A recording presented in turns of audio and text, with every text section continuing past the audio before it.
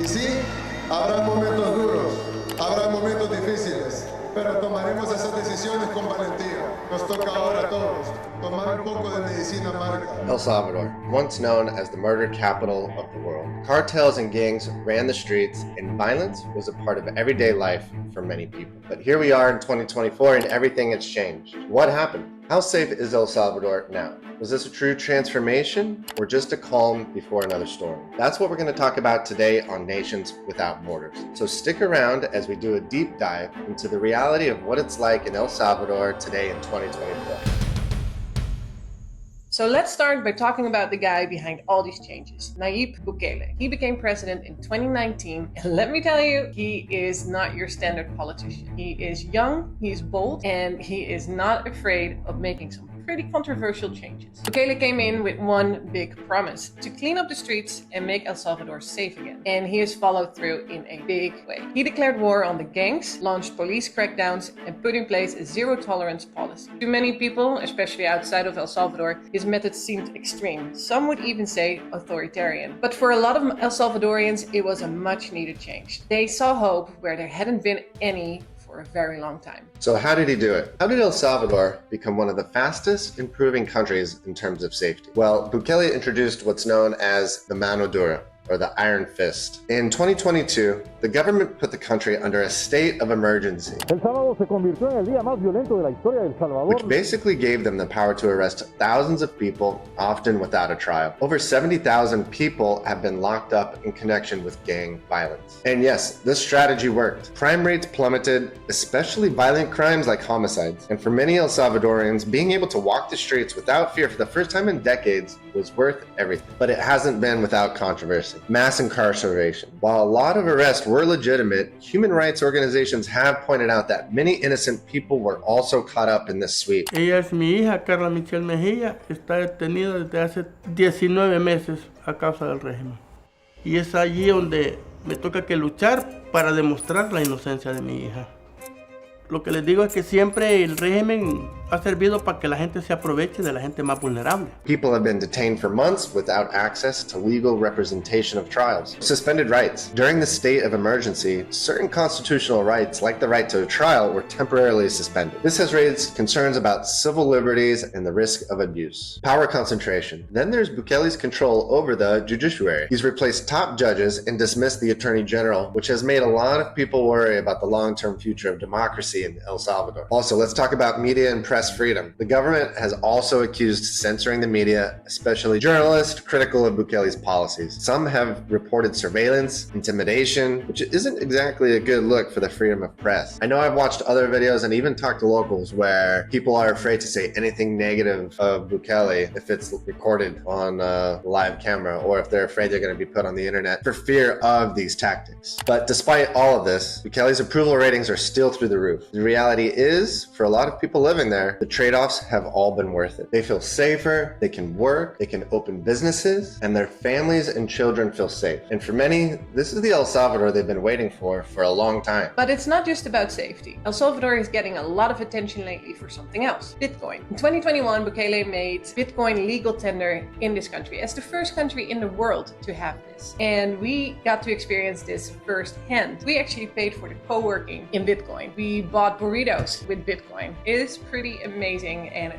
fun experience to just have. And it's not just a gimmick. It's brought in a wave of investors, entrepreneurs, and crypto enthusiasts who see El Salvador as a place for innovation. The government introduced a citizenship by investment program, where if you invest a certain amount of Bitcoin, which was around the BTC or $100,000 at the time, you can actually get Salvadorian citizenship. This has attracted people from all over the world who are looking for new investment opportunities. Let's not forget about Surf City. El Salvador is home to some world-class waves, and Bukele's government saw the potential. They have been building infrastructures like roads, hotels, and more to turn El Salvador into a top global surfing destination. The Surf City project is all about growing tourism, and it's working. Surfers from all over the world are coming here now, including us. I mean, we stayed our entire time, basically, in Surf City. I mean, you surf, he loves to surf there, and we experienced, like, the roads are prettier, better. El Salvador has been a top surf destination for a long time, but it's becoming more and more accessible as safety has improved. So now you're getting people who might have been a little bit skittish before about testing the waters in El Salvador. Now more and more tourism are coming for surfing. The WSL and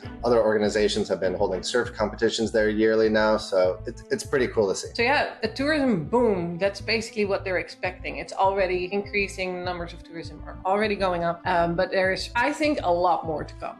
Because with safety improvements, Bitcoin and surfing all working together, tourism is on the rise in a big way. It's just wild to think that just a few years ago, no one would have considered El Salvador as a vacation destination, and now it's like a hotspot for adventure travelers, digital nomads, families like us. Yeah, and when you Google or try to do any research on the keywords with like digital nomad in El Salvador, like not a whole lot comes up. And when you do research and find those articles or videos, you could tell there isn't a whole lot going on. That whole scene is still pretty new here or growing. But when we were there, we saw a lot of roads being built, a lot of construction and development. So we think over the next 5 years, it's going to be growing a lot. So it's pretty cool to see. All right, so let's talk about our own personal experience in El Salvador. And would we recommend El Salvador to traveling families who want to come here for a bit and experience what the country has to offer? So let's start with question number one. Why did we choose El Salvador as a destination on our 5-month itinerary? I'll let you start.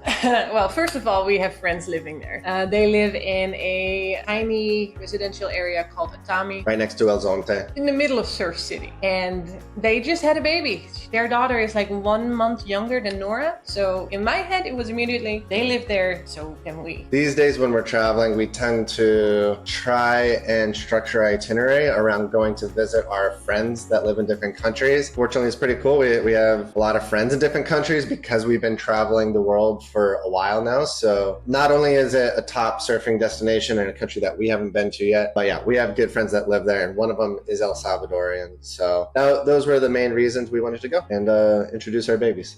All right, next question. Was the history of violence a worry for us? For me, at first it wasn't. I didn't think twice about that. And historically, I do usually typically research these things, but I also know that the media and the internet has a way of over-amplifying and over-exaggerating the dangers of countries. But when you look at statistics and where El Salvador was the #1 murder capital of the world, I'm like, maybe I should think twice about this. And then, so yeah, I did start doing some digging, and then I learned all about Nayib Bukele and the safety measures that have been put in place over the past few years and how much the country has improved. And also the fact that our friends live there, like my doubts were squashed really quickly. So did I have my doubts for a second? Yeah, but like after some more research, I felt really comfortable going there. I didn't think about it twice. Friends live there with a baby, so can we. That was basically my reasoning. Yeah. What was the reality of your trip and how safe was it? I felt very safe. I could go to the beach alone with Nora, walk around, go for a morning walk, even outside of Atami, because Atami is a gated community where we were staying, so sure, much safer. But we went for walks at sunset at a different beach, and that was fine. I didn't feel unsafe at all. There were other families on the beach too. And all the people there are just really friendly and welcoming, all the locals, and people just tend to be in a happy mood there. Like I didn't see any signs of aggression or anything like that, anything we had to worry about. Granted, we didn't really do any nightlife in El Tunco, so who knows, maybe the bar scene there gets a little bit rowdy at night probably. But besides that, I mean, one thing I did notice is that you will see a police presence around, and they all have big guns, AKs or shotguns on their backs, which when you have a country with that type of history, I think it's expected. We see that in Mexico too. But even in our neighborhood, like they had security guards driving around on the motorcycle with shotguns. So there's 24/7 watch. Yeah, we saw the police presence in the different towns, which is actually a good thing because it kind of keeps things under control. But in general, like even when we went up into the mountains outside of the touristy areas, we still felt super safe up there. Like everything was really chill. And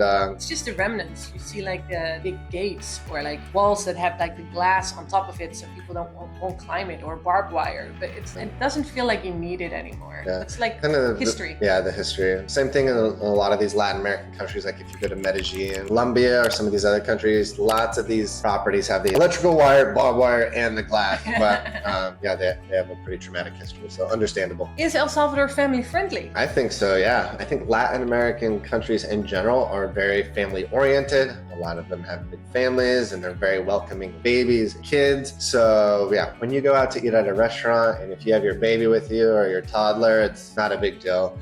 I think almost every restaurant we went to, they had high chairs for babies. Yeah, I mean, in Surf City in general, there's lots of family activities to do. You have the theme Sunset Park, the theme park at La Libertad, which have lots of games, roller coasters. So if you got kids, there's plenty to do. I think if you have a family and you got children, don't worry about it. Bring them. You guys will have a blast. It's a good place to be with the family. So where does El Salvador go from here? There's no doubt that the country has made huge strides in terms of safety and economic growth, but there are still a lot of questions about the future, like whether Bukele's methods will continue to work, are they sustainable, and whether the cost of lost freedoms will catch up to the country. A lot of people are keeping their eye on El Salvador to see if this progress can really last. I know if you look at countries like the United States, where it's a country that highly values their individual freedoms, the methods used by Bukele would definitely not work. Implementing strategies such as martial law, like that would not fly in the United States.